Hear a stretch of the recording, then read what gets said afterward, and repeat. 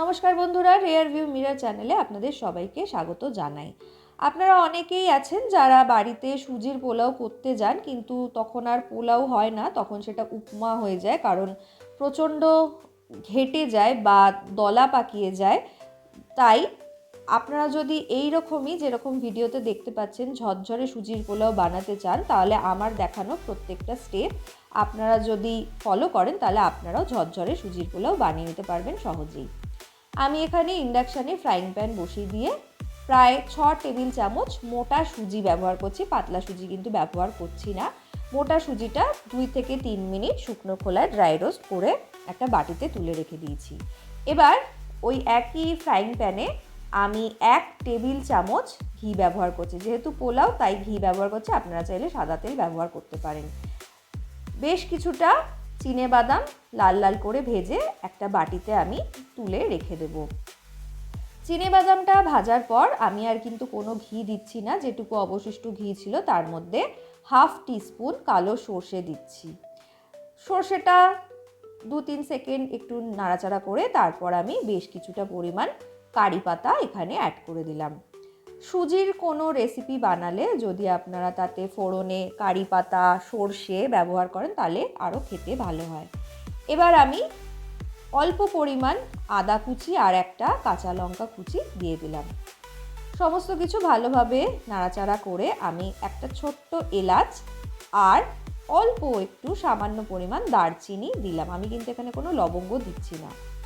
ফোড়নটা প্রায় 10 সেকেন্ড মতো একটু নাড়াচাড়া করে নিয়ে এবার আমি কিছু ভেজিটেবলস বা সবজি অ্যাড করছি।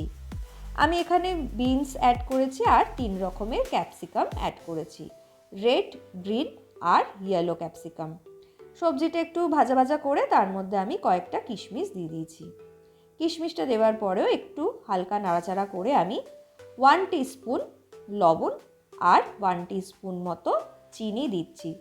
যেহেতু এটা পোলাও তাই একটু মিষ্টি মিষ্টি খেতে লাগলে ভালো লাগে, তাই চিনির ব্যবহার করছি। আপনারা যদি না চান তাহলে চিনি স্কিপ করতে পারেন।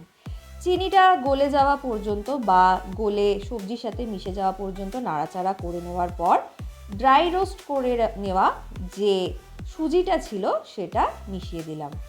সুজিটা দিয়ে একদম লো ফ্লেমে কিন্তু এই সময় ক্রমাগত নাড়াচাড়া করতে থাকবেন। সুজিটা এখন দেখুন কত অল্প লাগছে, কিন্তু একটু পরেই সুজিটা কিন্তু ফুলে গিয়ে অনেকটা পরিমাণে বেড়ে যাবে। এইবার আমি একটা গ্লাসে জল নিয়ে একসাথে জলটা না ঢেলে ওপর থেকে আমার হাতের সাহায্যে কিছুটা পরিমাণ জলে ছিটে দিচ্ছি আর আবার নাড়ানো স্টার্ট করে দিচ্ছি সুজিটাকে। আবারও বেশ কিছুটা জলে ছিটে দিচ্ছি, আবার বেশ ভালো করে স্প্যাচুলা দিয়ে সুজিটাকে কিন্তু নাড়তে থাকছি। এইভাবে টোটাল আমি 7 থেকে 8 বার জল দিয়ে নাড়িয়েছি। একসাথে যদি আপনারা সুজির মধ্যে জল দিয়ে দেন, তাহলে কিন্তু সুজিটা পুরো দলা দলা পাকিয়ে যাবে আর ঝরঝরে ভাবটা কিন্তু তাহলে থাকবে না। দেখুন, আপনাদের সুবিধার্থে আমি আবারও দেখাচ্ছি, ওপর থেকে ছিটে দিয়ে দিয়ে জল দিচ্ছি আর সুজিটা কিন্তু নাড়তে থাকছি। আর ফ্লেমটা কিন্তু একদম লোতে রেখেছি, না হলে সুজিটা কিন্তু তলায় জ্বলে যেতে পারে। বেশ ভালোভাবে নাড়াচাড়া করতে থাকবেন যাতে সমস্ত সুজিটা সমানভাবে জলটা যায়। দেখুন এখন সুজিটা কি সুন্দর ফুলে কতটা পরিমাণে বেড়ে গেছে। সুজিটা ভালোভাবে নাড়াচাড়া করে আমি ভাজা চিনেবাদামটা মিশিয়ে দিয়েছি। চিনেবাদামটা কিন্তু দেওয়ার পর জল আর মেশাবেন না, সমস্ত জল মিশিয়ে নেওয়ার পর কিন্তু চিনেবাদামটা মেশাবেন, না হলে কিন্তু চিনেবাদামটা নরম হয়ে যাবে আর ক্রাঞ্চি ভাবটা থাকবে না। এবার আমি ইন্ডাকশান বন্ধ করে হাফ টিস্পুন মতো ঘি ওপর থেকে একটু ভালোভাবে সুজির সাথে মিশিয়ে নিচ্ছি। আমার কিন্তু এখানে সুজির ঝরঝরে পোলাও বানানো একদম কমপ্লিট। ঘিটা ভালোভাবে সমস্ত সুজিতে মিশিয়ে নেওয়ার পর ঢাকা দিয়ে 3 মিনিট রেখে দেব। ঢাকা সরিয়ে আমি সার্ভ করে নিয়েছি একটা পাত্রে। দেখুন কি চমৎকার দেখতে লাগছে।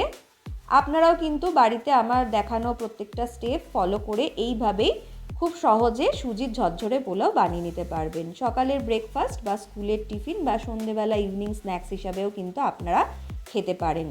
এখানে কিন্তু কোনো পেঁয়াজ রসুন কিছু ব্যবহার করা হচ্ছে না, সম্পূর্ণ একটা নিরামিষ রেসিপি। আমার চ্যানেলটা প্লিজ সাবস্ক্রাইব করবেন, কোনো ফিডব্যাক থাকলে অবশ্যই দেখবেন। আজ তাহলে এটুকুই থাক, সবাই ভালো থাকবেন, ধন্যবাদ।